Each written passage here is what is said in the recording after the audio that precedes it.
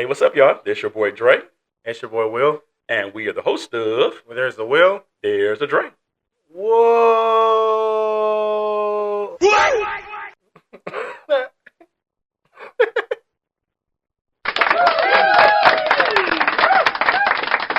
What are you gonna do? What are you gonna do? We've been going for a minute.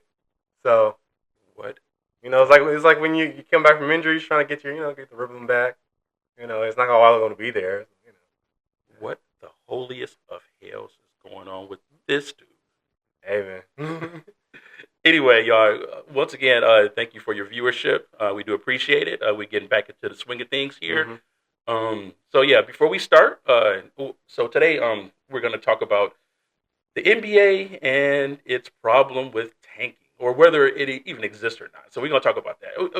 So of course it does, but I think it does. But Oh, it does. I'm kind of curious to hear Will's hot take on that. But anyway, before we get into that, as always, please like, subscribe, hit that notification bell, so each time we drop a new video, you'll get first dibs. Yep. And then don't be afraid to share on social media.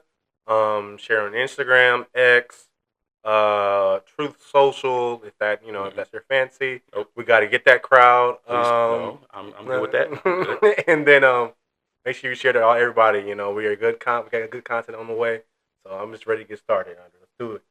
Yeah, the Truth Social thing, we good. But no, If they give us the right money, man. Actually, yeah. So if if the price is right, then I would sell my soul. I would. Bro, if like Trump was like, yo, I will pay you $5 million in cash to be my speechwriter, I'll be like, I'll put on my pen and paper, like, yo, let's get to work. I'm like, yes, master, I'll do it. Yes, boss. Yes, I'm good about it. No, Truth Social, no. Now, if the money's right, you're going to podcast over there. All we do is talk about sports, right? Talk about them nails, Yeah, the money's good. I got bills to pay, so Yeah, I get a red hat. All right, but all right. So before we get canceled and before we piss off half the country, let's get down to the real nitty gritty. Yeah. All right. So, like I said, we're going to be discussing the NBA and its tanking situation. So, and needless to say, the NBA does have a problem with tanking. It's essentially when teams are losing on purpose to increase their like draft stock and to increase the likelihood of them securing a high draft pick. whether it's sitting out your players, resting them on certain games, or like the Jazz, I guess, sitting out those players, like resting them in the third or whatever, and then they don't come in at all in the fourth, even though it's a winnable game, and they actually got fined for that. But Which is funny to me because the NBA's so the NBA did in fact take some punitive action to try to avoid the whole tanking thing, but their their fees were minimal compared to the payrolls of these organizations. So what was it like $500,000 or some mess? it wasn't anything for real. Maybe 15. It just wasn't 15 mil. I don't think it was anything like that can hurt them. No, I think it was less than that. It was like $500,000, like $500,000. Yeah, you're right. You actually get $500,000. Yeah, Which one you take? When you have a payroll that's in the hundreds of millions of dollars, $500,000 is just like losing some coins in your couch. Yeah, it's bad. Because I don't have a problem with tanking. I don't, because to me, I guess in a way you want to make games more competitive, but for the small market teams, for those Memphis Grizzlies, not saying Detroit is, but Detroit Pistons, Milwaukee, Indiana Pacers, those teams, you're not really gonna get like a desirable all-star or superstar coming to your team unless you're throwing like buku money at him or you have another star player that might try to get him, but you're not getting it. You're only getting it through the draft. So either hey, we get the number one pick and we trade him, or we get the number one pick and it ends up like Kate Cunningham. So like it's like I understand taking, like I'm not really against it, but some people might say otherwise. Okay.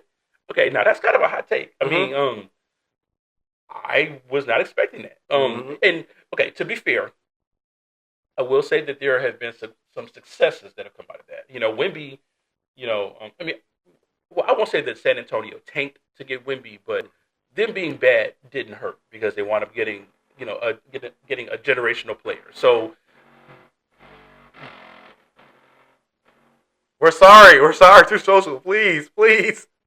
Oh man. and take two. Before I was rudely interrupted by somebody that was bumping their music because we got nice weather now. Mm. Ninjas. Um. Anyway, so Wimby is an example of a success story of doing bad, doing well in the draft, and then bringing a generational player. Yeah. Okay, I'll give you that. However, and this is where I don't like tanking.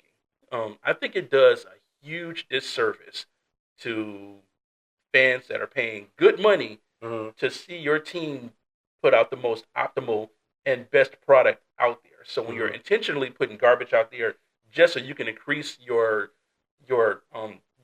draft stock for next year. And by the way, draft status does not guarantee that you are going to get a great player. I'm looking to use Zion, and I'm kind of looking at you now too, John.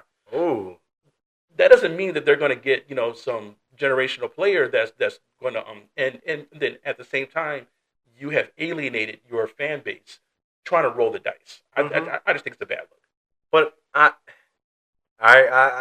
see your point in it. But I mean, what about those teams like, for example, let's come up with another video.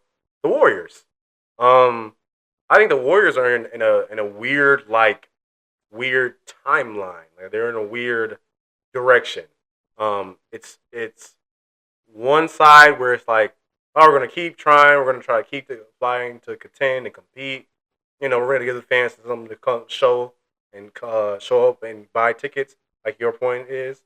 But then the other side of the fans are like, we know we're not like OKC good. We know we're not. I would even say the Nuggets good. We know we're not the top teams good. How about we do tank because we can get something of value in the draft or trade to get a better player to help our team now. So it's tricky. I don't know, man. It forces you to pick a direction. To me, I don't know, man, because I don't believe that a team should be rewarded for doing bad. And because sports is supposed to be the ultimate like meritocracy, and you get rewarded for doing good. Yeah, and you getting high draft stock for sucking just sends a bad message to me. Yeah, and I will say, like, I'm not like 100% like, oh, go out there and just lose, but I'm not like, you don't gotta try hard against like the OKC Thunder, like it's just it's not. I don't know, and don't rest your players, but like you're not gonna win. You're not gonna win. Just try to tank. What do they say? Try to take. I can't even remember the term, but try to take with some finesse, and so the league it's not obvious, Jazz, but try to get another player in the draft or trade or build your team because you could end up with a K. You could end up with a K Cunningham. Look at the Pistons. They were 2-26 or whatever. They were worst team or they didn't have no future. They got K. That is wild to me. Or you can tank and only to wind up getting another Darko. That is right. So that is on your scouting team. So that whole thing is wild to me. I mean, and like NBA tickets are costing more and more these days, and fans have to subscribe to 18 different streaming platforms to watch games now, and you're going to be rewarding them by putting out a bunch of G leaguers because you don't want to you want to roll the dice and hope that you get a high draft pick, and then a draft pick that might not even wind up working out, which is just wild to me. So, but that's where my thing comes in of maybe a trade too. Hey, I wouldn't mind getting this player or you trading your first for this player. You never know what could happen. So it's tricky. It's very, very tricky. But for Adam Silver to act like this has never been a thing or he's surprised by this, like taking has been going on for as long as I've been alive. Yeah, like it's not even before that. Like It's crazy. Like this commissioner, man. I tell you what. Yeah, Adam Silver, man, like God love him, and there is no doubt that he loves this. He loves the game. Yeah. But that man is the most clueless commissioner in all of organized sports. Like Yeah. more than the more than I mean, I take that back. I think the most delusional and out of touch and incompetent commissioner is the WNBA, like Kathy. Whatever her Oh, name she's is. the worst. She is horrible. Oh my God. But Adam Silver is like right up there. So Kathy Mhm. Engelbert, whatever her name is, she's like here, and Silver is like not that far behind. She's not. They're fighting. They're fighting with the first spot. Now I got a hot take though. So I think that not only is tanking bad, but I think the NBA should take even more aggressive steps to stop tanking by incentivizing people to win as opposed to incentivizing them to lose. Okay. And I would go a step further by saying that the way to like address this whole tanking thing is to let every team have a ping pong ball in the whatever Into the things, right? in the lotto. And in fact, I would even take it a step further. Now, this is me being radical now. So not only would I give every team an opportunity to be in the to be in the draw, I would even do something different, like some kind of a token system where you get a token for every win that you get. So like right now, so right now, the Thunder have what 52 wins right now as of this video. Yep. So they would get 52 tokens. Man. And so you can argue that like the rich are getting richer, but it also incentivizes you to actually win. And the reason I say that, man, like okay, so right now, if you and I both went and bought a Powerball ticket, our little $2 gives us both the same chance of winning. Yeah. But if I buy 20 tickets and you only got one, chance, yeah. that increases my chance to win. And then in this case, teams would have their own destiny in their hands. So they have an incentive to win because the more you win, the more of a likelihood that you get to secure that first pick. So instead of rewarding people for losing and for sucking, I'm sorry to say, you incentivize them by giving you the more rewards for winning.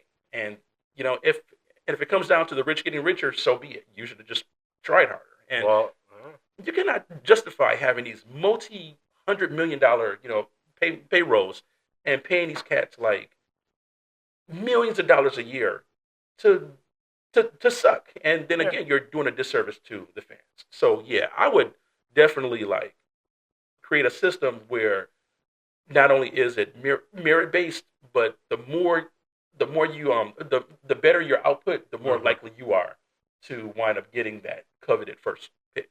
Yeah. I like that idea better than what Adam Silver came up with, where he said get rid of the draft altogether. That's insane. That is horrible. That's just wild to me too. Yeah, that's not good. Now, but yeah, my point system might be a little bit too radical, and probably everybody watching this think I'm an idiot. But I don't.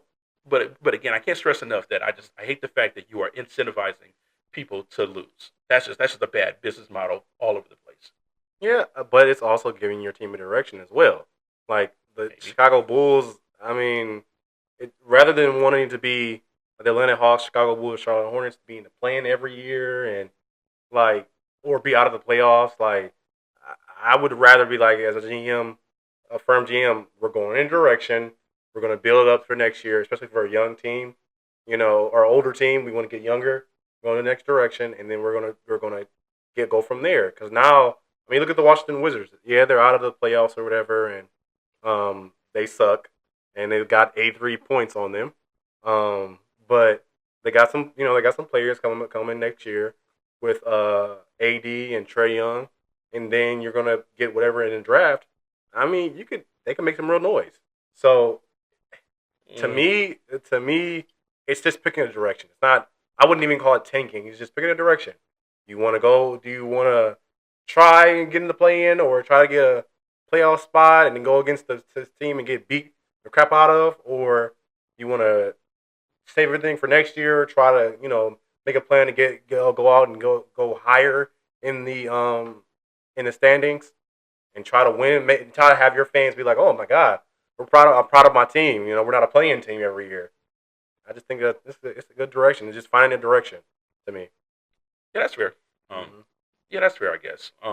Now, I will say that the NBA needs to do a better job of reining in the organizations and the owners, because any team that tanks should lose their ability to raise their ticket prices. I mean, like, no, I do agree with that. bro, you can't just and who was it? Gosh, I forgot who it was. It could have been in, was it in the NBA or NFL? It was like some stupid organization. And they were like they were like the worst team in the league, and then they had the nerve to send their season ticket holders a letter saying they're going to be raising their rates, and they were the worst team in the league. And I forgot whether it was the NFL or the I got to go back and look at it, but I was like, in what universe will these delusional owners be like, yo, we suck on purpose, and we still gonna like raise season ticket rates?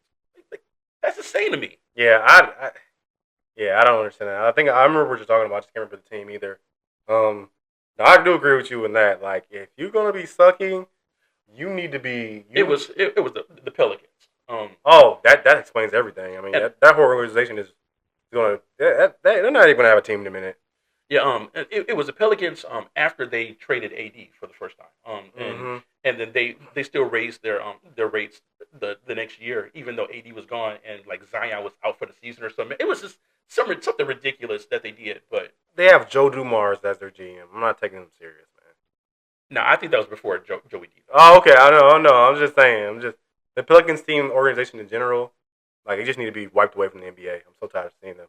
I mean, throw the Wizards in there too while you at it. Nah, the Wizards actually. I mean, they're actually doing something. No, this year, yes, they stink. But you saw it last year, or the year before that. Sorry, Pistons were bad. They were horrible. Now they got a good coach. They got some players. Now they're on the right track. They're number one in the East. Yeah, but that wasn't really. I mean, it was sort of a product of the draft. You know, of course they got Cade, stuff like Cade, Jalen, like they got a whole bunch of. They're their core. But they also they had to go through a lot of like moving and shaking. You had to move people around and bring people in. Yeah. That's what I'm agreeing. Like, no, it's not just draft and you're gonna get a good team.